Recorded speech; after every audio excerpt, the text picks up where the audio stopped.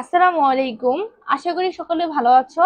আজকে আমরা যে প্রশ্নটি নিয়ে আলোচনা করব সেটি হচ্ছে একক লেন্স কখনোই অবার্ন হতে পারে না বা অবার্ণ হতে পারে না। একক লেন্স যেটা আমরা গত ক্লাসে দেখেছিলাম যে অবার্ণতা, সেখানে বললাম আমরা যে একক লেন্স কখনোই কি অবার্ণ হতে পারে না। আমরা দেখলাম যে একটা আলো থেকে শুধুমাত্র কি একটা আলোই বের হয়েছে, সাদা আলো থেকে সাদা আলো, যেটা কি সম্ভব না। তাহলে কখন অবার্ণ হতে পারে না, তাহলে এটা আমরা কি বর্ণাপরণের মাধ্যমে দেখতে পারবো।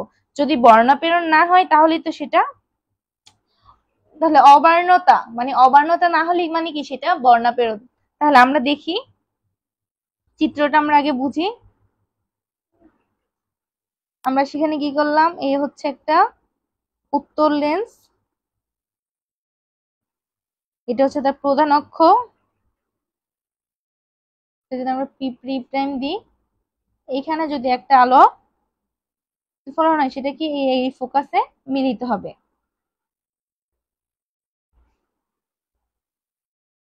এ হচ্ছে সাদা,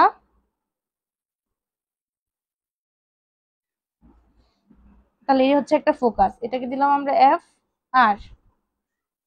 একটা সাদা আলো থেকে আমরা কি বললাম 7টি রঙের বিচ্ছুরণ, তাহলে এটা যদি লাল হয় আর একটা হচ্ছে কি বেগুনি, মানে আমরা সর্বপ্রথম আর সর্বশেষটা দিয়ে আমরা চিন্তা করতেছি। তাহলে এখান থেকে যদি আরেকটা আলো বের হয় সেটা এই বিন্দুতে মিলিত হলো, তাহলে এটা হচ্ছে এফ ভি ভায়োলেট। এটা হচ্ছে বেগুনি আলো, বেগুনি। তাহলে দেখো আমরা বললাম এর মাঝের এইটুকু হচ্ছে কি রঙিন, এইটুকু রঙিন, এখানে যে ত্রুটিটা দেখা দিবে রঙিন হওয়ার কারণে, তাহলে সেইটুকু হচ্ছে কি আমাদের এখানে ছিল বর্ণাপেরণ ছিল। তাহলে দেখো এই বিন্দুতে এই বিন্দুতে, তাহলে এদের মধ্যে পার্থক্য কি হয়, এফ আর মাইনাস কি এফ বি হয় না।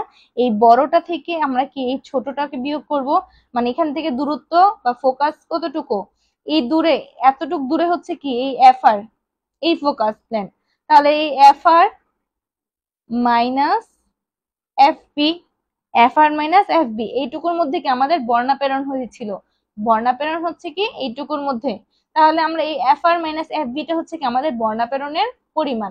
যারা লেকচার 3 দেখে এসেছিলেন তারা আজকের প্রশ্নটা সহজে বুঝতে পারবে যে এফ আর মাইনাস কি এফ বি এইটুকুর মধ্যে হচ্ছে কি আমাদের বর্ণাপেরণ, এই যে এইটুকুর মধ্যে। তাহলে দেখো তো আমাদের বলছে অবার্ণতা, তাহলে অবার্ণতা কি, যে বর্ণাপেরণ হবে না সেই তো অবার্ণতা, তাই না? যে বর্ণাপেরণ হবে না সেই হচ্ছে কি অবার্ণতা। তাহলে এইটুকু পর্যন্ত হচ্ছে আমাদের, এইটুকুর মধ্যে হচ্ছে আমাদের বর্ণাপেরণ। তাহলে বর্ণাপেরণের মান ইকুয়াল টু যদি 0 হয় তার মানে কি এটা অবার্ণতা হয় না। আশা করি বুঝতে পেরেছো সকলে। তাহলে যেটা হচ্ছে বর্ণাপেরণ, এইটার মধ্যে এই বর্ণাপেরণটা যদি ইকুয়াল টু 0 হয় তার মানে এটা অবার্ণতা। তাহলে আমরা অবার্ণতার শর্ত থেকে বলতে পারবো কি এই যে F r minus f B এই বর্ণাপেরণ ইকুয়াল টু কত 0। তাহলে এখান থেকে আমরা তাহলে অবার্ণতাটা করতে পারবো। তাহলে এখানে আমরা এই এফ আর ধরলাম কি এই ফোকাস লেন্থ কার লাল রঙের, আর বেগুনি রঙের জন্য কি এফ বি। তাহলে আমরা বলতে পারবো যে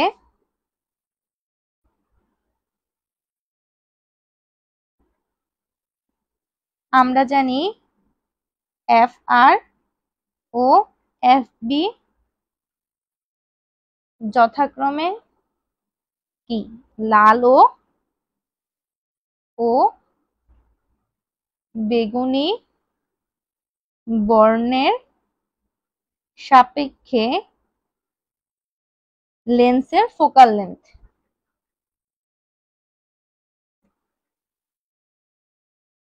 লেন্সের তাহলে কি ফোকাস দৈর্ঘ্য হলে, তাহলে বর্ণাপেরণের পরিমাণ কি, বর্ণাপেরণের পরিমাণ কি বললাম আমরা, এখান থেকে এইটুকুর দূরত্ব কত এফ আর ফোকাস লেন্থের, তাহলে এই এফ আর আর এখানে হচ্ছে কি এফ বি, তাহলে F r minus f b এইটুকুর মধ্যে কি আমাদের সেই বর্ণাপেরণটা ঘটেছিল। তাহলে F r minus f B হচ্ছে বর্ণাপেরণের পরিমাণ। তাহলে আমরা অবার্ণতা কি বলেছিলাম, যেখানে বর্ণাপেরণ হবে না সেটাই হচ্ছে অবার্ণতা। তাহলে এই বর্ণাপেরণের মান যদি 0 হয় তাহলে সেটা হবে কি অবার্ণতা। তাহলে আমরা অবার্ণতার শর্ত হতে কি বলতে পারি,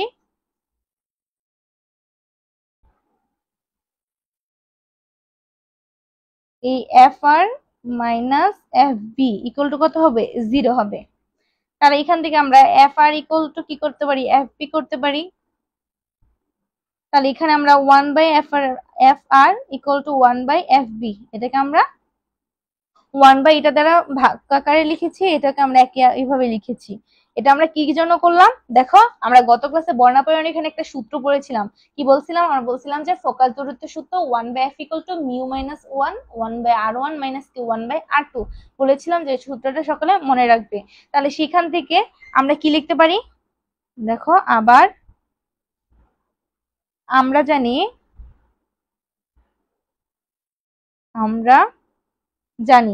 কোন সূত্র? আমরা 1/f equal to mu minus 1 1/r1 minus কত 1/r2 আমরা বলেছিলাম এই সূত্রটা আমরা জানি।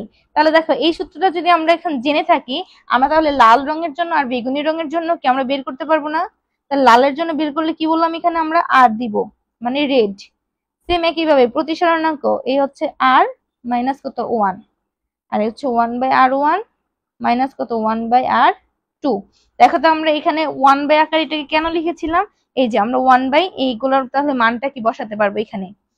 সেম একইভাবে আমরা এখানে 1/f b এর মানটা বের করতে পারবো। এই হচ্ছে মিউ, এই হচ্ছে b মাইনাস 1 1/r1 মাইনাস কত 1/r2। আমরা এই মানটাও পেলাম। এটাকে আমরা 1 নং সমীকরণ দিই, এটা হচ্ছে 2 নং, এটা হচ্ছে কি 3 নং। তাহলে 1 নং আমরা কি বললাম 1/fr সমান 1/fb। তাহলে এই যে 1/fr এর মান হচ্ছে এটা আর 1/fb এর মান হচ্ছে এটা, তাহলে এইটার এটাকে আমরা সমান বলতে পারবো। তাহলে দেখো 1 নং এ মান বসিয়ে, তাহলে 1/f এর পরিবর্তে মান বসালে হবে mu r minus 1 1/r1 minus কত 1/r2 ইকুয়াল টু, এবার 1/fb এর মান mu b minus 1 1/r1 minus কত 1/r2। আমরা এখান থেকে এই মানটা পেলাম। এখন এটাকে যদি আমরা এই পাশে নিয়ে আসি সমানের এই পাশে, তাহলে ওই পাশে কি হবে 0 হবে। তাহলে দেখো কোশ্চেনটা খুবই ইজি আছে বুঝতে পারলে। তাহলে এখন আমরা এটাকে এই পাশে নিয়ে আসবো, তাহলে mu r minus 1 1/r1 minus কত 1/r2, আর এটা আমরা এই পাশে আনলে হচ্ছে minus mu b minus 1 1/r1 minus কত 1/r2 ইকুয়াল টু কত 0। আমরা এখান থেকে এইটা পেলাম। দেখো 1/r1 মাইনাস 1 তো এখানেও আছে এখানেও আছে, তাহলে আমরা এটা কি কমন নিতে পারবো। তাহলে 1/r1 মাইনাস 1/r2টা কি কমন যাবে। তাহলে কমন গেলে কি থাকে, এখান থেকে মিউ আর মাইনাস 1, এই হচ্ছে মিউ আর মাইনাস 1, আর এইটা চলে গেছে, তাহলে এখানে কি থাকে এইটা থাকে না। তাহলে এই প্লাসে মাইনাসে কি হয় মাইনাস মিউ বি, মাইনাসে মাইনাসে কত প্লাস 1 ইকুয়াল টু কত 0। তাহলে 1/r1 মাইনাস কত 1/r2, এখানে মাইনাসের 1 এখানে প্লাসের 1 এই দুটো কি কাটা যায়, তাহলে এখানে থাকে কি মিউ আর মাইনাস কত মিউ ভি ইকুয়াল টু কত 0। এখানে আমরা এই মানটা পেলাম। দেখো তো এখন আমরা এটাকে একটা ভাবে সাজাবো, কিছু যোগ করে আবার কিছু দিয়ে কি ভাগ করে, অর্থাৎ গুণ করে আবার ভাগ করে, যাতে কাটাকাটি করলে আমাদের আবার এই লাইনটা চলে আসে। কেন সেটা করব, যাতে আমরা এটার পরিবর্তে এই যে আমরা একটা মান জানতাম যে 1/f এর মান, এই মানটা যাতে আমরা বসাতে পারি। তাহলে আমরা এটা কিভাবে করতে পারি, আমরা এটাকে আগে লিখি, এ হচ্ছে মিউ আর মাইনাস কত মিউ বি, আমরা এই মানটা জানতাম। আমরা এটার সাথে মিউ মাইনাস 1 গুণ করলাম, আবার তার সাথে মিউ মাইনাস 1টাকে আমরা ভাগ করে দিলাম, তার সাথে কি এই মানটা আছে এটা যেমন আছে তেমন রাখবো। কি করলাম, এই মান এই মিউ মাইনাস 1 এটার সাথে গুণ করলাম, আবার তার সেটাকে আমরা ভাগ করে দিলাম, যাতে আমাদের কাটাকাটি করার পর আবার আমাদের আগের লাইনটা চলে আসে। তাহলে এটা আমরা কেন করলাম এবার দেখো তো, এই যে mu minus 1 1/r1 minus 1/r2, এটা আমরা কোথায় দেখেছিলাম, এই যে mu minus 1 1/r1 minus 1/r2 কত 1/f।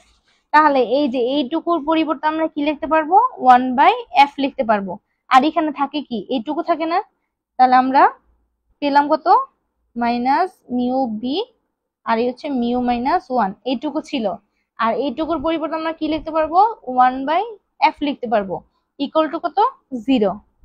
এখন দেখো এইটুকুর পরিবর্তে আমরা কি লিখতে পারি, এইটুকুর পরিবর্তে আমরা ওমেগা লিখতে পারবো। ওমেগা হচ্ছে কি লেন্সের বিচ্ছুরণ ক্ষমতা, এটাও তোমরা মনে রাখবে, mu r minus mu v by mu minus one, এটা হচ্ছে লেন্সের বিচ্ছুরণ ক্ষমতার সূত্র। কি বললাম, omega equal to mu r minus mu v mu minus one, এটা হচ্ছে লেন্সের বিচ্ছুরণ ক্ষমতা। তাহলে এটার পরিবর্তে আমরা ওমেগা লিখতে পারবো টু 1/f ইকুয়াল টু কত আসছে আমাদের 0 আসছে। এটাই হচ্ছে একক লেন্সের অবর্ণতার শর্ত। কি বললাম, এটা হচ্ছে একক লেন্সের অবর্ণতার শর্ত। কিন্তু এখানেও কিছু কাজ আছে, আমরা আগে এটা লিখে নিই তারপরে বুঝাচ্ছি। এটি হলো একক লেন্সের অবর্ণতার,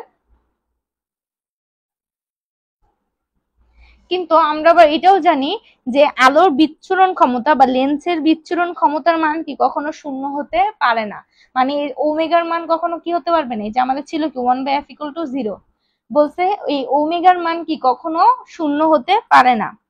তাহলে আমরা কি জানি, কোনো একটা ভগ্নাংশের উপরে যদি শূন্য থাকে তাহলে তার মান কত হয়, শূন্য হয় না।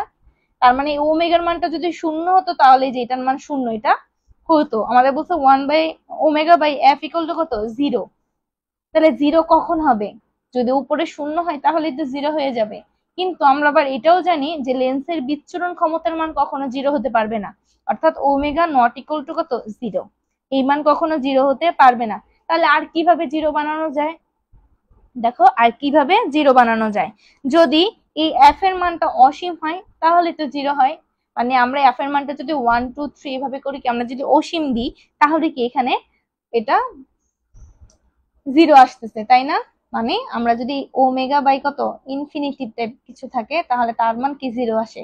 আমরা জানি নিচে 0 হলে তার মান কত ইনফিনিটি, আর নিচে ইনফিনিটি হলে তার মান কত হয় 0 হয়। তার মানে যদি f এর মানটা আমাদের অসীম হয় সেই ক্ষেত্রে কি এটা w/f ইকুয়াল টু কত 0 হবে। তার মানে আমরা এখান থেকে বলতে পারবো যে সসীম ফোকাস দৈর্ঘ্যের কি কোনো লেন্স অবার্ণ হতে পারে না, অর্থাৎ অসীম লেন্সের ক্ষেত্রে অবার্ণ হতে পারে কিন্তু সসীম লেন্সের ক্ষেত্রে কি কখনো অবার্ণ হতে পারে না।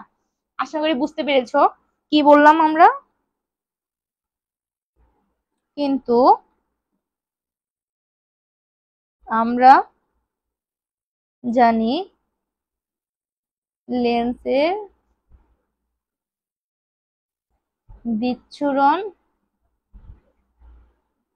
ক্ষমতা শূন্য হতে পারে না।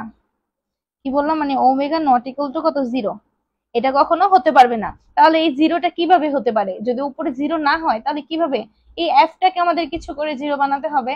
তাহলে এফটাকে আমরা যদি অসীম নিই তাহলেই তো এখানে 0 হবে, এফটাকে যদি আমরা অসীম নিই সেই ক্ষেত্রে 0 হবে। তার মানে omega by f equal to 0 হবে যদি এফ এর মান কি অসীম হয়, এফ এর মান অসীম হয়, মানে এইরকম, সেক্ষেত্রে কি এটা 0 হতে পারে। আর ওমেগার তো একটা মান থাকবে, তার মানে সেক্ষেত্রে কি এটা 0 হতে পারে।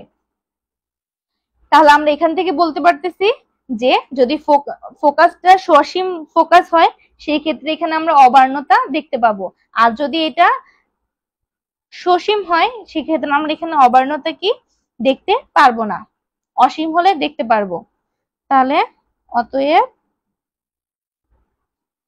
সসীম ফোকাস দৈর্ঘ্যের কোনো লেন্স অবার্ণ হতে পারে না। তার মানে আমরা দেখতে পারলাম যে আমাদের প্রশ্নটা কি ছিল, একক লেন্সে কখনোই অবার্ণ হতে পারে না। তাহলে আমরা দেখতে পেলাম যে সসীম ফোকাসের ক্ষেত্রে কখনোই অবার্ণ হতে পারবে না, যদি অসীম হয় সেই ক্ষেত্রে কি হতে পারবে। আর এই হচ্ছে আমাদের সেই একক লেন্সের অবার্ণতার শর্ত। তোমাদের প্রশ্ন এইভাবে বলতে পারে যে একক লেন্সে অবর্ণতার শর্তটি দেখাও, W/F = 0, অথবা আবার বলতে পারে যে একক লেন্সে কখনোই কি অবর্ণ হতে পারে না সেটা দেখাও। তাহলে কি তোমরা এইটা করবে। আশা করি বুঝতে পেরেছো। যদি কেউ কোথাও না বুঝে থাকো অবশ্যই আমাদের কমেন্ট বক্সে জানাবে, আমরা সলভ করে দেওয়ার চেষ্টা করব। সকলে ভালো থেকো। আসসালামু আলাইকুম।